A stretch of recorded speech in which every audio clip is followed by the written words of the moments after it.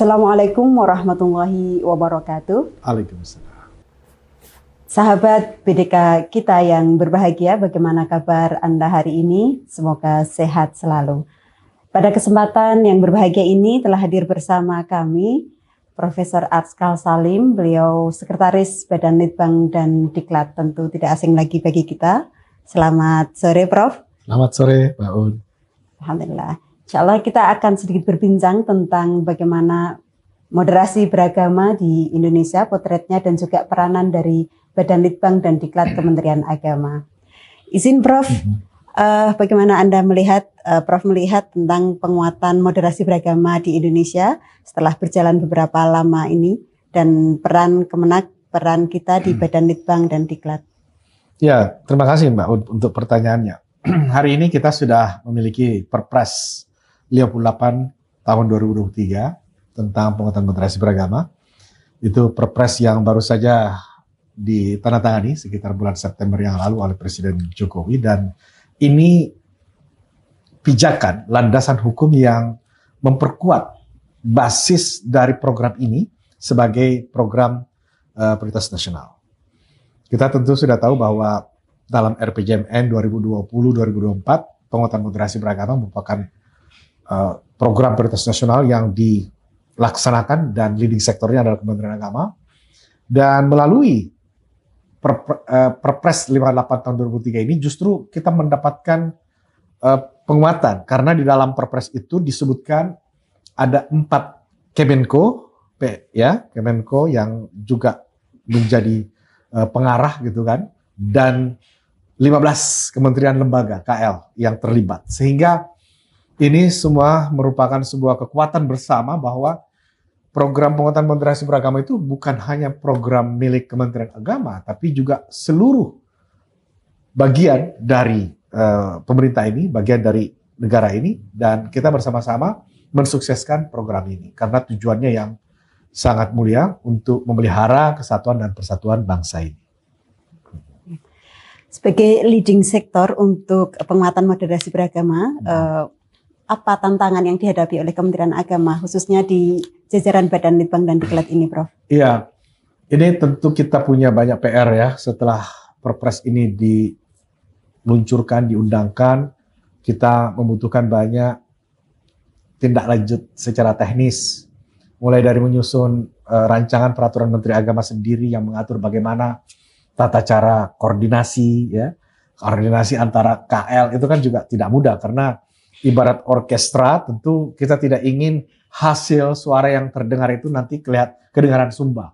Kita ingin sebagai orkestrasi moderasi beragama ini benar-benar dirasakan oleh semua unsur, semua pihak di Indonesia, dan hasilnya benar-benar yang diharapkan oleh seluruh bangsa ini untuk memperkuat keutuhan bangsa ini. Maka ini PR pertama, dilanjut lagi juga dengan menyusun sekretariat bersama. Jadi sekretariat bersama ini ketua pelaksana adalah Menteri Agama, di dalamnya ada 15 KL dan 4 Kemenko, bersama-sama semuanya punya tugas masing-masing di wilayah kerjanya masing-masing untuk memperkuat moderasi beragama. Maka kita sedang memfinalisasi PMA tersebut tentang tata cara koordinasi, evaluasi, pemantauan, dan juga pelaporan. Nah, itu diharapkan nanti kita punya dukungan dan kita bisa melihat dari waktu ke waktu bagaimana program penguatan moderasi beragama ini berjalan dengan baik. Dan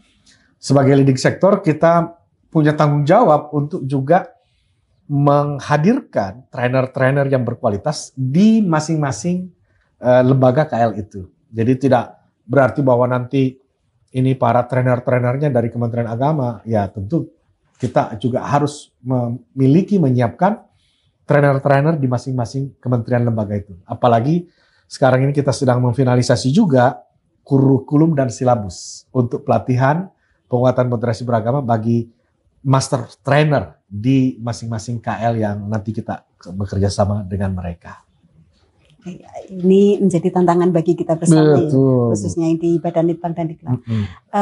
Sejauh ini kendala yang kita hadapi, Prof, dari beberapa tahun dalam penguatan moderasi beragama yang sudah mulai kita laksanakan di Kementerian Agama, kemudian nanti ini menjadi sebuah perpres yang itu berlaku secara nasional, kendala-kendala yang perlu diantisipasi untuk menyukseskan program ini apa, Prof? Agar tidak sekedar ini bukan hanya semata-mata program. Gitu. Iya, ya tentu sebagai suatu kegiatan pembangunan di bidang agama seperti program penguatan moderasi beragama ini selalu ada saja yang menjadi kendala-kendala, baik kendala teknis maupun non teknis.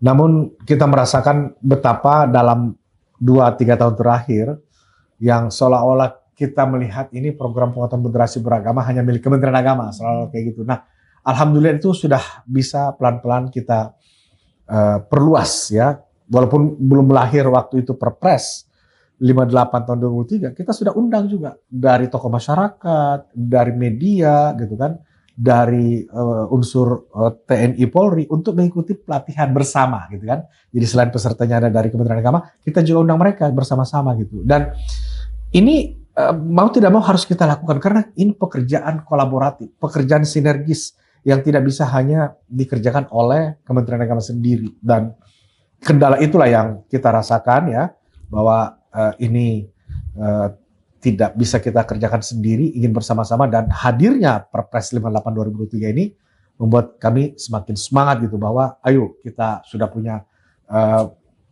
payung hukum, lalu kita juga punya rumah bersama, sekretariat bersama itu, dan nantinya kita juga punya program-program, punya trainer-trainer yang kita bisa berinteraksi, berdiskusi, dan itu semakin membuat konsep moderasi beragama yang dirumuskan ya oleh pemerintah, khususnya dalam hal ini Kementerian Agama, bisa dipahami dengan baik oleh masyarakat luas. Ya.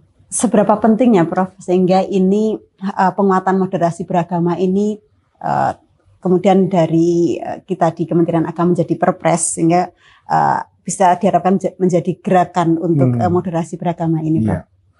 Kita bertaruh dengan masa depan bangsa ini, ya, melihat bahwa berbagai tantangan muncul dari berbagai pihak. Kita tidak ingin itu menghancurkan kita sebagai suatu bangsa, ya. Tantangan kemanusiaan misalnya, ya, itu lahir karena adanya orang-orang yang tidak bisa menerima perbedaan keyakinan, ideologi, pandangan. Pengennya hanya ingin membumi hanguskan atau menyerang, membunuh, menghilangkan nyawa orang yang berbeda. Itu baru tantangan kemanusiaan. Ada lagi tantangan keagamaan. Orang-orang yang tidak bisa berbeda pendapat hanya karena perbedaan pandangan keagamaan, ya. Memaksakanlah, menghina, mengkafirkan, label yang negatif, ya. Lalu juga ada tantangan kebangsaan yang mereka itu merasa bahwa negeri ini bukan sesuatu yang mereka idamkan, mereka ingin ganti ideologi negeri ini. Jadi 3 tantangan ini membuat kita sadar bahwa kalau kita tidak memelihara keutuhan bangsa, tidak merekat seluruh komponen bangsa ini ya, melalui program penguatan moderasi beragama itu, maka ini akan menjadi ancaman di masa depan. Ya. Kita tidak perlu lagi menunggu sampai sesuatunya lebih parah. Justru saat situasi saat ini masih kita lihat ancamannya, skalanya belum terlalu parah, kita coba atasi dengan membangun kesadaran bahwa lihat ini loh, bangsa kita ini ke depan mau seperti apa. Kita ingin menjadi bangsa yang besar, bangsa yang maju, dipandang di dunia, ya. Bahkan kita ingin juga menjadi 5 negara top gitu kan di era 2045. Itu harapan kita. Apalagi jumlah penduduk kita kan terbesar keempat seluruh dunia. Maka konsep penguatan moderasi beragama ini sebagai program menjadi hal yang niscaya karena kita mempertaruhkan masa depan bangsa ini. Luar biasa. Terakhir, Prof, harapan Prof untuk penyelenggaraan kegiatan untuk menyukseskan gerakan penguatan moderasi beragama ini. Ya, terutama bagi para peserta seluruh ASN maupun non ASN ya. Ketika kita mengikuti pelatihan penguatan moderasi beragama apapun format dan bentuknya, kita harus punya pasang niat bahwa ini adalah bagian dari kontribusi kita, bagian dari partisipasi kita untuk menjaga, memelihara, merawat keutuhan bangsa ini. Karena dengan niat yang tulus seperti itu, kita tidak lalu menimbang-nimbang macam-macam pertimbangan, dan kita sungguh-sungguh. Karena kalau ditanya apa sih yang sudah kita lakukan untuk mengisi kemerdekaan ini, kita tidak melakukan sesuatu seperti para pahlawan, revolusi pahlawan kemerdekaan yang melawan penjajah dengan mempertaruhkan nyawa, tenaga, biaya, dan seluruhnya ya. Kita hanya diminta untuk apa bukti partisipasi bahwa Anda sudah menikmati kemerdekaan, Anda mensyukurilah kemerdekaan itu. Nah ini kira-kira seperti itu yang kita harapkan dari seluruh pihak yang menjadi peserta pelatihan ataupun calon peserta pelatihan penguatan moderasi beragama, pasang niat bahwa ini adalah bagian dari kiprah kita untuk berpartisipasi, berkontribusi, memelihara, merawat keutuhan bangsa ini. Baik, terima kasih, luar biasa sekali Prof. Sahabat BDK kita dimanapun Anda berada, demikian bincang singkat kita dengan Prof. Arskal Salim tentang bagaimana penguatan moderasi beragama di Indonesia, khususnya peranan Kementerian Agama pasca terbitnya Perpres nomor 58 tahun 2023. Depan semoga penguatan moderasi beragama ini bisa berjalan dengan baik di Indonesia untuk menyemai, untuk kita meneruskan perjuangan para pendiri bangsa dan juga untuk mengisi kemerdekaan bangsa untuk menuju kemajuan Indonesia. Demikian kurang lebihnya. Terima kasih sekali lagi Prof kami sampaikan. Sama-sama. Dan kami akhiri untuk perjumpaan kita pada sore hari ini dengan mengucap hamdalah. Terima kasih. Assalamualaikum warahmatullahi wabarakatuh. Waalaikumsalam warahmatullahi wabarakatuh.